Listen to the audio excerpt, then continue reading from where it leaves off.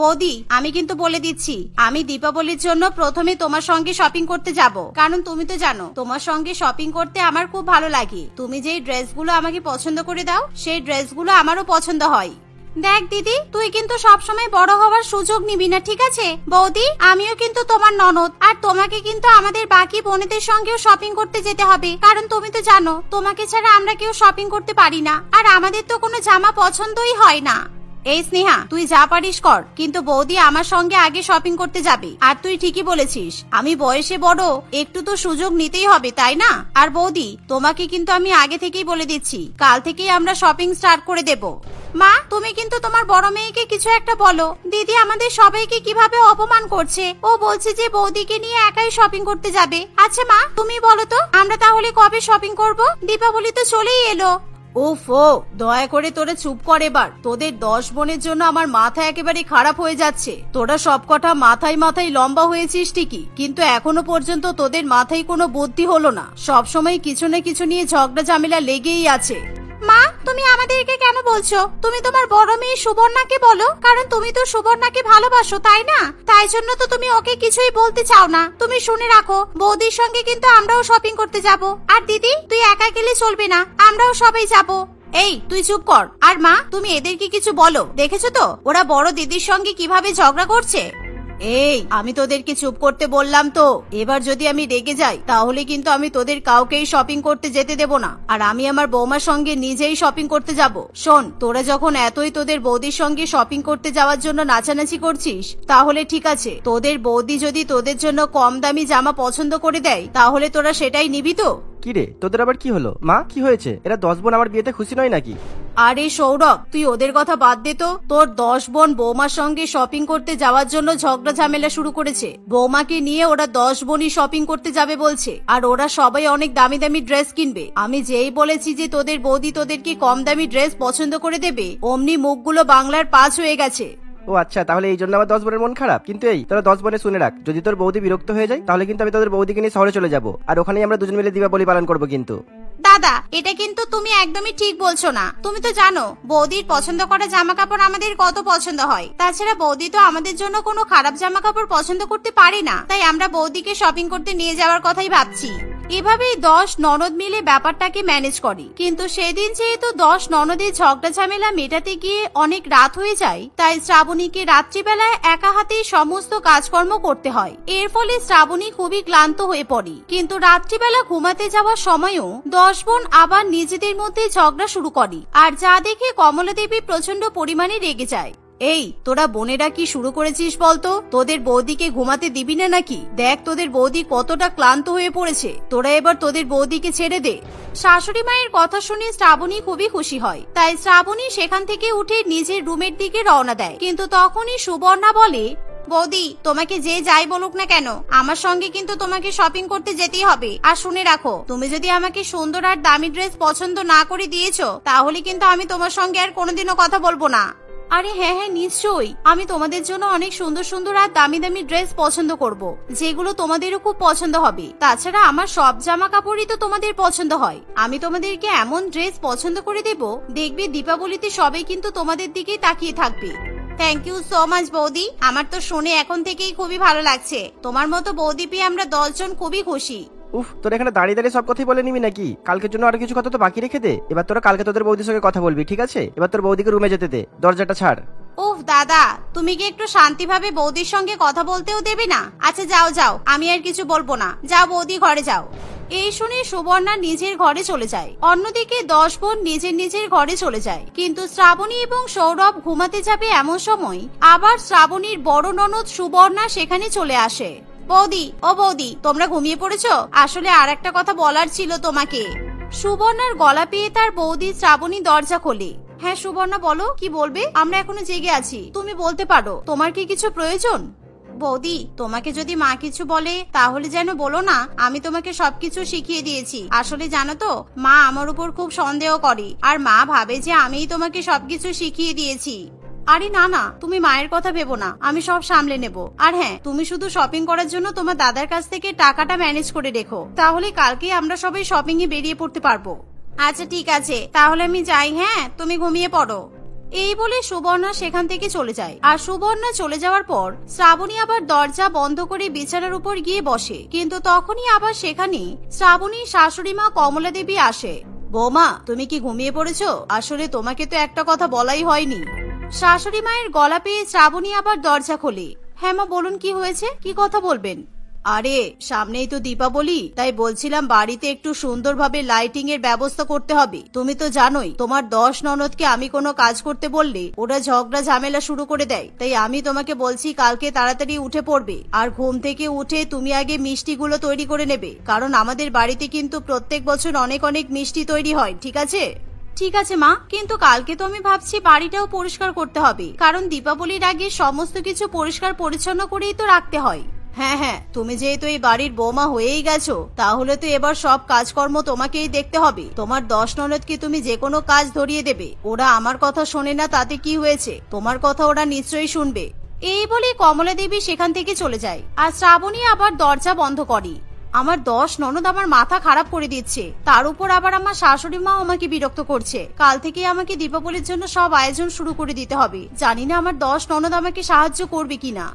এমনই ভাবনা চিন্তা করে শ্রাবণী ঘুমিয়ে পড়ে। আর পরের দিন সকালবেলা শ্রাবণী ঘুম থেকে উঠে জলখাবার রান্না করে মিষ্টি তৈরির কাজে লেগে পড়ে। মিষ্টি তৈরি করা হয়ে গেলে শ্রাবণী ঘরবাড়ি পরিষ্কার করতে শুরু করে।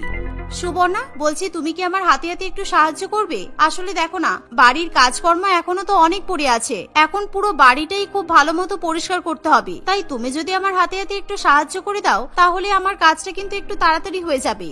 বৌদি, আমি এখন কিভাবে কি করব বলো তো? তুমি দেখো না, আমার রুমটাই তো নোংরা হয়ে আছে। তাই আমি ভাবছি আজকে আমার রুমটা আগে পরিষ্কার করব। ততক্ষণে তুমি তোমার কাজ করতে থাকো। আমার ঘর পরিষ্কার করা হয়ে গেলে তারপর আমি তোমার কাছে আসবো।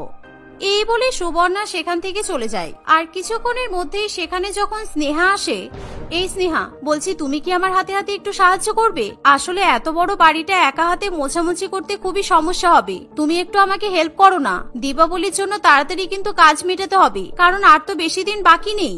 বৌদি, আমি আজকে শপিং করতে যাব, তাই আমি তাড়াতাড়ি রেডি হয়ে নিচ্ছি। তুমি প্লিজ আমাকে কোনো কাজ করতে বলো না, আমি কিছু করতে পারবো না। এই বলে স্নেহাও সেখান থেকে চলে যায়। এর ফলে বাধ্য হয়ে শ্রাবণীকে বাড়ির সমস্ত কাজ করতে হয়। আর 10 ননদের কেউই তাকে সাহায্য করতে আসে না, কারণ তার সবকটা ননদ একে একে বাহানা দিয়ে সেখান থেকে চলে যায়। এর ফলে শ্রাবন্তী ক্লান্ত শরীর নিয়ে বাড়িঘর পরিষ্কার করে। আবার রাত্রিবেলা বাড়িতে লাইট লাগানোর চেষ্টাও করতে থাকে। এই লাইটগুলো এখন আমাকেই লাগাতে হবে। সুবর্ণা, স্নেহা, কবিতা, পল্লবী, তোমরা একটু আমাকে সাহায্য করো না। বৌদি, তুমি তো দেখতে পাচ্ছ আমি মেকআপ করছি, আমি কিভাবে এখন লাইট লাগাবো? আর তাছাড়া তুমি তাড়াতাড়ি একটু হাত চালিয়ে লাইটগুলো লাগিয়ে নাও না। দেখো আমাদের বাড়ির চারপাশটা দেখো, সবার বাড়ির বউয়েরা দীপাবলির জন্য একাই কাজ করছে, আর তুমি শুধু আমাদের 10 জনকে বিরক্ত করছো। যাও, যা করার তুমি একাই করো, আমাদেরকে কিছু বলবে না। বড় ননদের মুখে এমন কথা শুনে শ্রাবণী একেবারে চুপ করে যায়। তাই সে কোনো কথা না বলে একাই সব কাজ করতে থাকে। এই করতে করতে দীপাবলির আর মাত্র 2 দিন বাকি থাকে। বৌদি দেখো না, আমি আর স্নেহা দুটো জামা কিনেছি, কিন্তু কোনো ট্রেলার এখন জামা তৈরি করতে চাইছে না। সব ট্রেলারেই এখন অনেক ভিড়। তুমি প্লিজ আমাদের জামাগুলো তৈরি করে দাও না। আমরা দীপাবলিতে যেই নতুন নতুন জামা কাপড় আর জুতোগুলো পরবো ভেবেছিলাম, ওগুলো কিনে নিয়ে এসে একবার করে পরা হয়ে গেছে। তাই তুমি দাদাকে বলে আরো কিছু টাকা পয়সার ব্যবস্থা করে দাও, যাতে আমরা এই 2 দিনের মধ্যে আরো ভালো ভালো কিছু কিনে নিতে পারি। সুবর্ণা, তুমি এসব কি বলছো? তোমরা তো অনেকগুলো নতুন নতুন জামা কাপড় কিনেছো, কিন্তু তোমরা আবার নতুন জামা কাপড় কিনবে? তোমরা কি জানো এখনো পর্যন্ত আমি দীপাবলির জন্য কিছুই কেনাকাটা করতে পারিনি? তার উপর আবার আমি যদি তোমাদের জন্য টাকা পয়সা চাই, তাহলে তোমাদের 10 বোনের জামা কাপড় কিনতে গেলে আরো অনেক টাকা লেগে যাবে। না না, আমি এটা কোনোভাবেই বলতে পারবো না।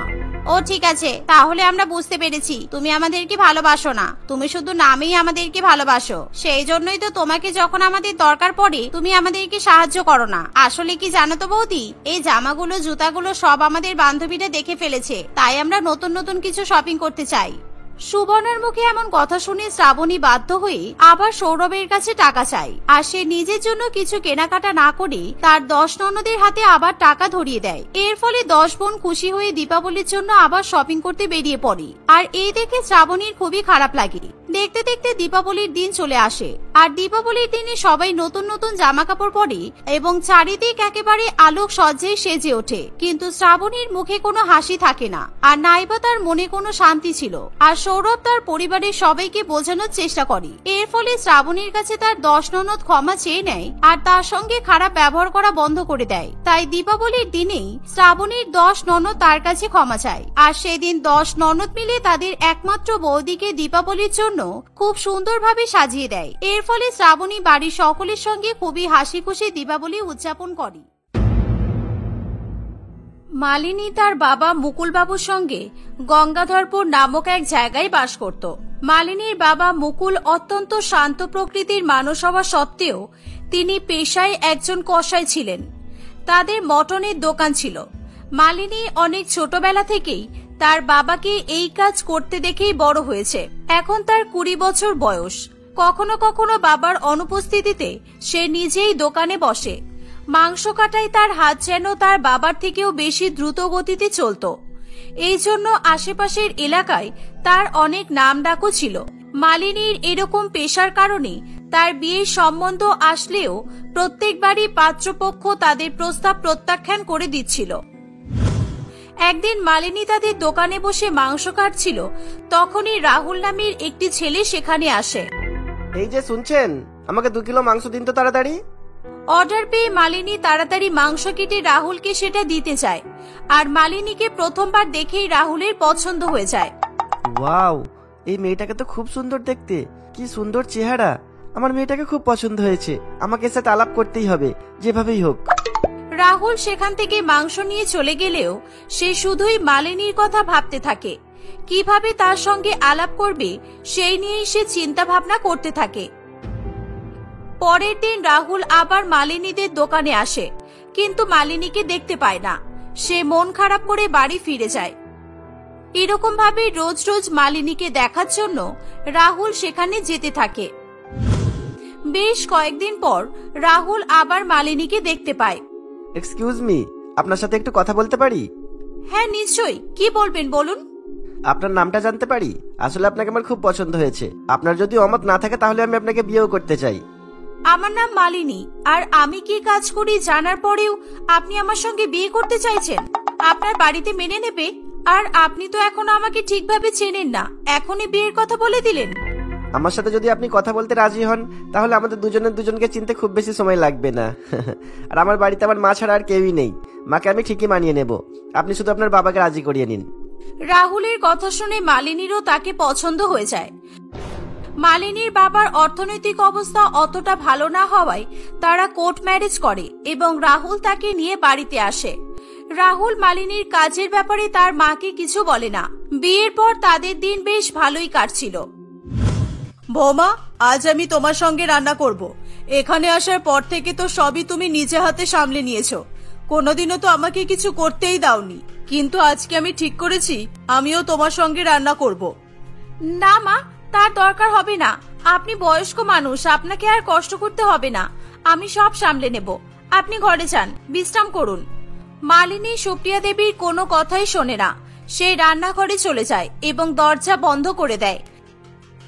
দুপুরবেলা তারা একসঙ্গে সবাই মিলে খেতে বসে। বৌমা, এত সুন্দর মটনের পিসগুলো তুমি কোন দোকান থেকে এনেছো? এত বড় বড় আর এত সুন্দরভাবে কাটা। না মানে আসলে আমি আনিনি, এগুলো তো রাহুল এনেছে। এই মেয়ে তো আমাকে ফাঁসিয়ে দিল দেখছি। এগুলো সব তো মালিনী কেটেছে, কিন্তু সেটা তোমাকে বলা যাবে না। আবার যদি অন্য কোনো দোকানের কথা বলি, মা হয়তো আবারও কোনো একদিন সেই দোকানেই মাংস আনতে চলে যাবে, তখনই তো ধরা পড়ে যাব। কিরে রাহুল, বল কোথা থেকে এনেছিস সেগুলো? ওসব বাদ দিন না মা, আগে খেয়ে বলুন কেমন হয়েছে। এরকম ভাবে দিন কাটতে থাকে।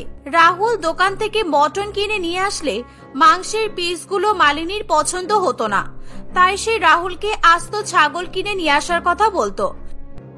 রাহুল মালিনীর কথা মতো বাজার থেকে আস্ত ছাগল কিনে নিয়ে আসতো এবং মালিনী নিজের ইচ্ছা মতো ছাগলগুলো কেটে মাংসের পিস তৈরি করত।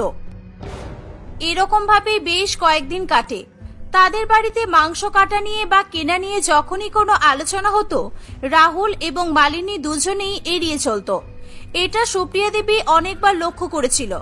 আর এতদিনে মালিনী সুপ্রিয়া দেবীকে তার রান্নাঘরের আশেপাশেও যেতে দেয়নি। সুপ্রিয়া দেবী সন্দেহ হলেও সে কিছু বলতে পারে না। একদিন সুপ্রিয়া দেবী লক্ষ্য করে প্রায় প্রত্যেক দিনই মালিনী দিনের বেলা 1 থেকে 2 ঘন্টার জন্য কোথাও যেন চলে যায়।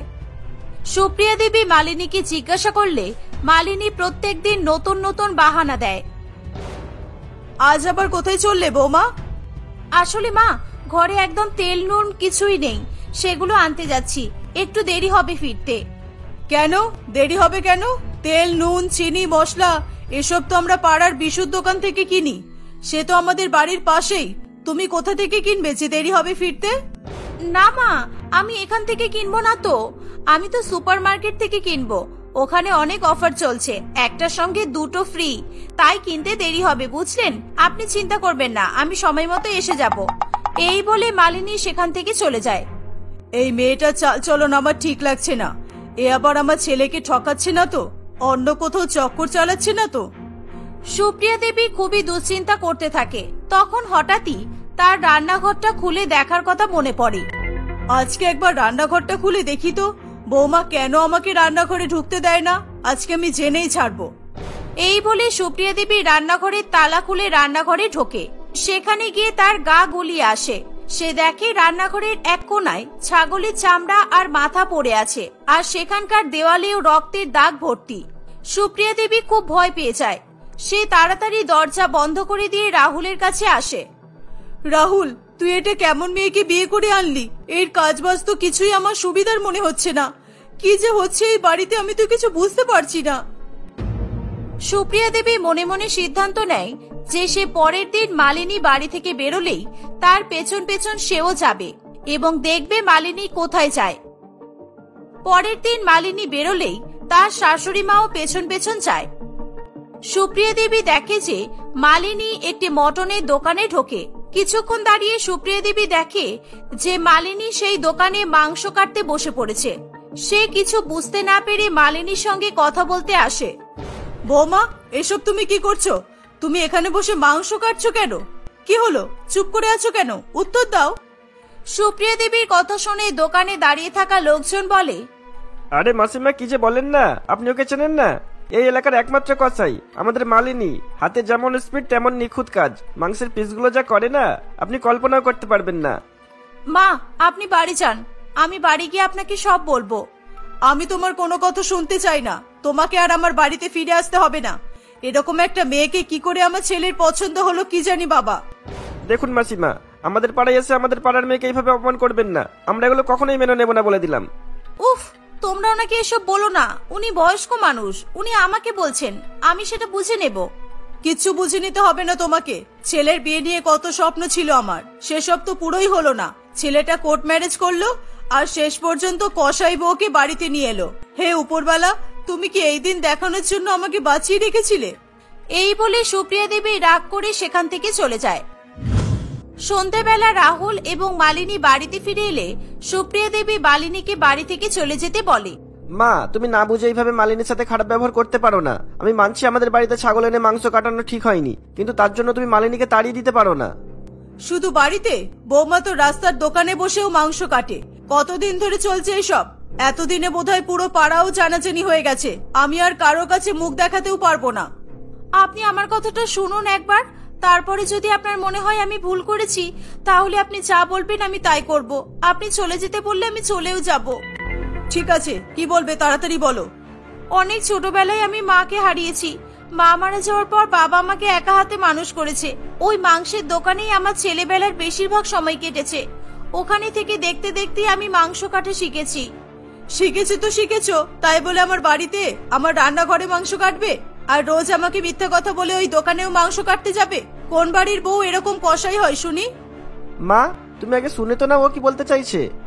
আমার বিয়ে হয়ে যাওয়ার পর বাবা সবকিছু একা সামলে উঠতে পারছিল না, আর বাবার শরীরও বেশ খারাপ ছিল, একা একা কাজ করতে পারতো না। তাই আমি বাবাকে সাহায্য করতে যেতাম। আর আপনাকে বললে আপনি তো কখনোই আমাকে যেতে দিতেন না। আপনাকে বলার সাহস আমি পাইনি। আমার বাবাকে তো আমাকে সাহায্য করতেই হতো মা। তুমি তাই বলে বাড়িতে ছাগল এনে কাটবে, তাও আবার আমার স্বাদের রান্নাঘরে? কাটা ছাগলের থেকে গোটা ছাগলের দাম কম, আর গোটা ছাগল কিনে আনলে কোনো টুকরোও বাদ পড়ে না। তাই আমি একটু সাশ্রয় করতে গিয়ে রাহুলকে গোটা ছাগল আনতে বলেছিলাম। আমি মানছি আমার ভুল হয়েছে, এরকম আমি আর কোনোদিনও করব না। আপনি আমাকে ক্ষমা করে দিন। হ্যাঁ মা, তুমি আমাদের ক্ষমা করে দাও। আমরা তোমাকে দিনের পর দিন মিথ্যা বলেছি, আর কখনো এমন ভুল করব না। বৌমা, তুমি কাজে কসাই হলেও তোমার মনটা অনেক সুন্দর। তুমি তোমার বাবার খেয়াল রাখার জন্য যখন এত বড় ঝুঁকি নিতে পেরেছো, তখন তুমি আমাদের সংসারটাও সাজিয়ে রাখতে পারবে। আর তুমিও আমাকে ক্ষমা করে দাও, আমি না বুঝেই তোমাকে অনেক খারাপ কথা বলেছি।